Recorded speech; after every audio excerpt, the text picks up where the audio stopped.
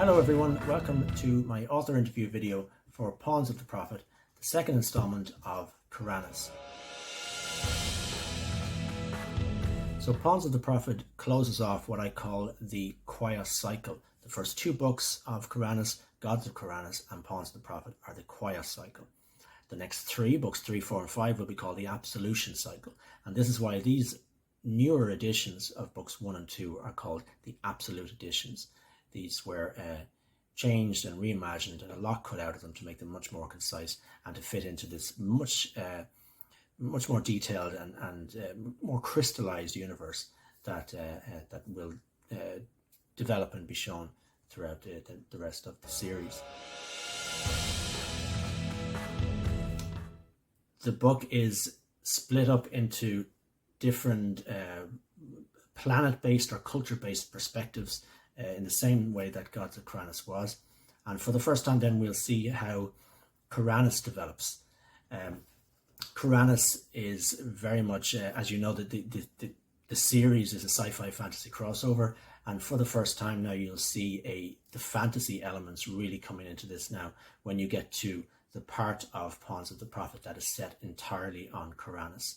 So you'll see, you saw dragons come into life or being created in Gods of Kuranes, and hopefully that's not a spoiler for anyone at this point, but you'll see what happened to them and the sort of the truth, if you like, behind them, and how they interact with the people on the planet, and how the planet itself is developing, and how the people are, their cultures are developing as well.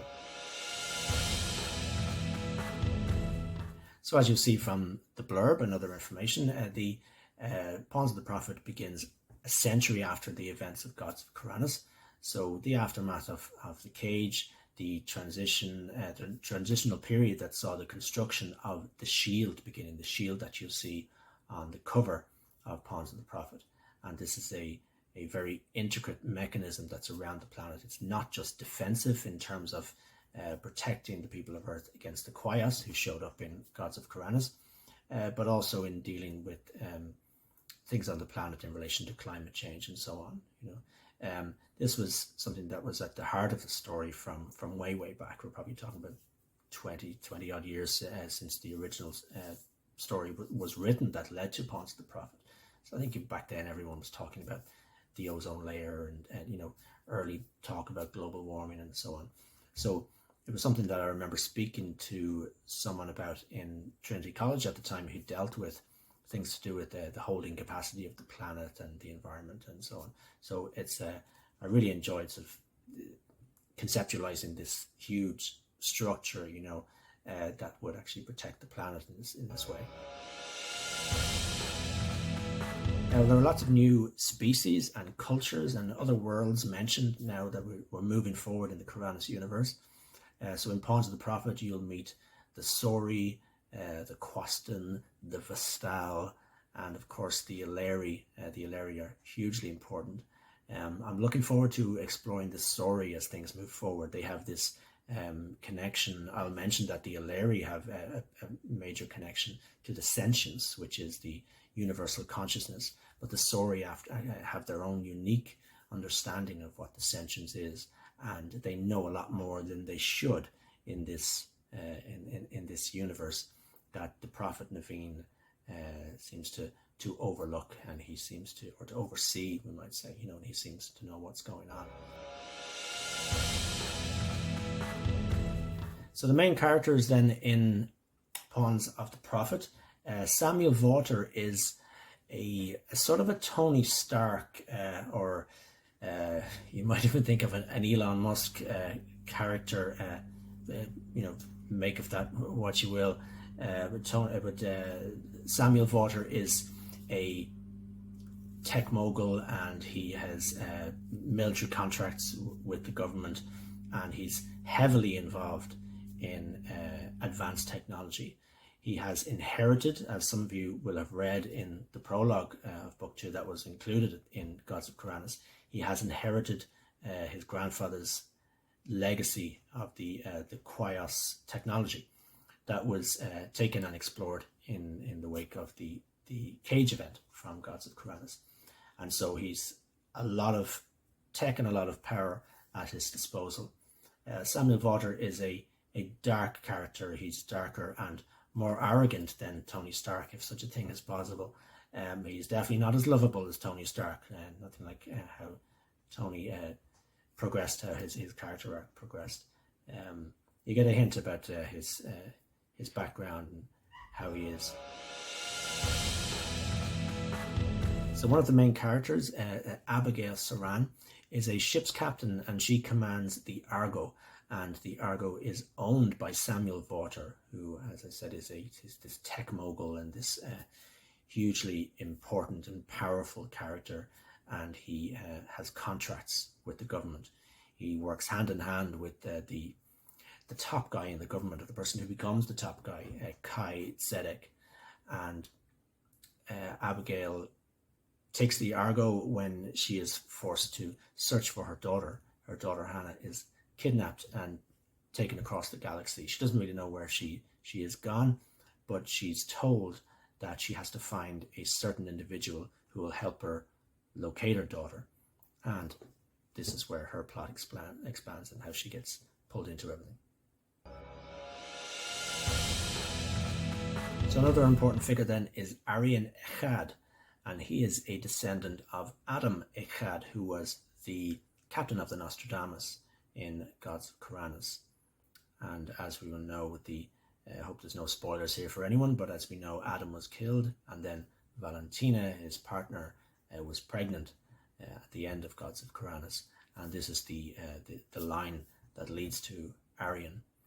Now, Arian Echad is searching for the descendants of the Church of the New Elect.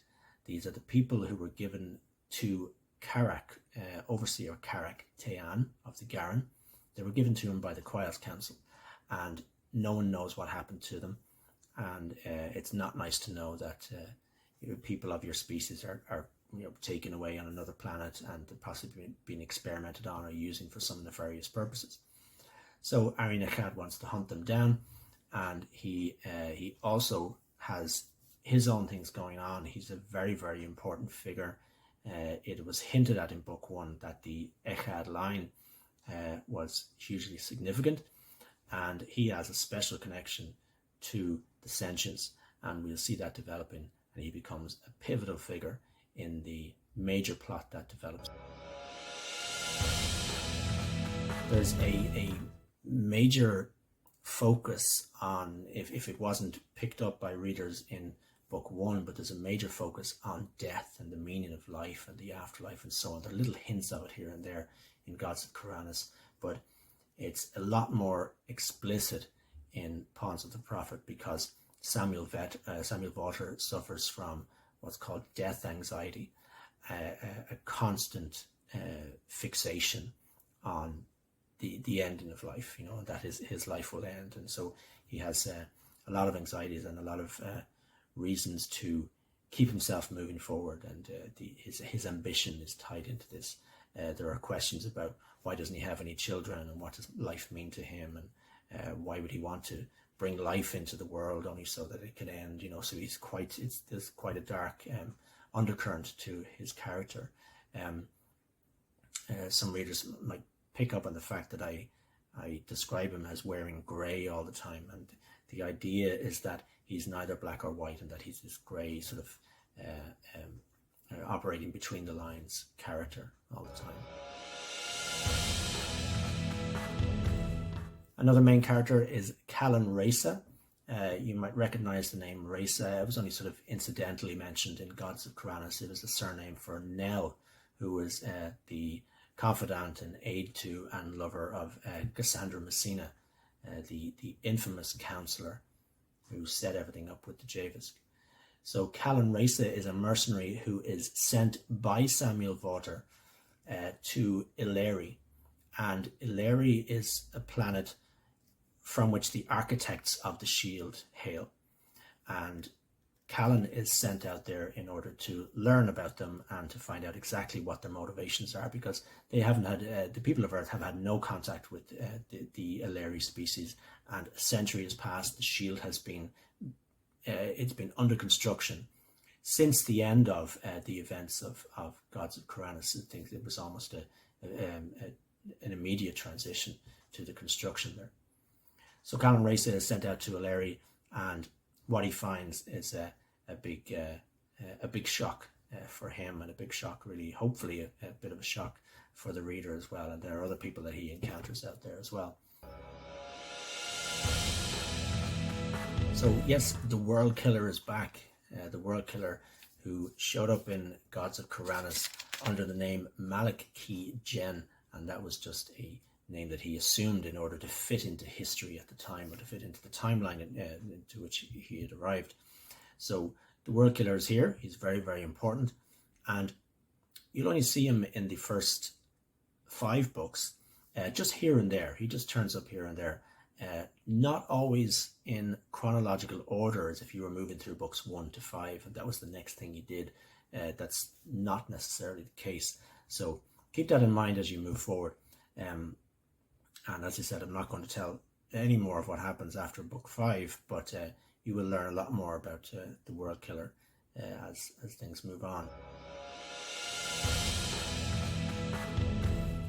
Well, I hope you enjoyed listening to me talk about Pawns of the Prophet.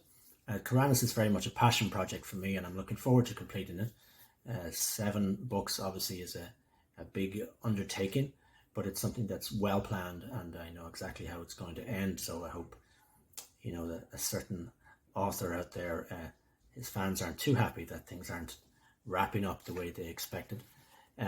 Just as a little side note, for those who recognize the title Pawns of the Prophet, or who think that it brings something to mind, this is the novel that it might bring to mind, Pawn of Prophecy by David Eddings. This was the first novel that I read for pleasure, first novel that got me into reading and then got me into writing. Really, I was inspired by science fiction first, but wrote in an almost fantasy form, and then I moved to the likes of David Gemmell and Raymond E. Feist, etc. So heroic fantasy is very much at the heart of my style, even though the large-scale sci-fi is my passion and my inspiration, really, when it comes to Kuranes. So hopefully you've bought a copy of Gods of Kuranes. If you haven't, and you haven't read it, then obviously by watching this video I've spoiled a hell of a lot for you. But thank you so much for listening to me talk, and hopefully we can connect along the way. You'll find me on social media anyway.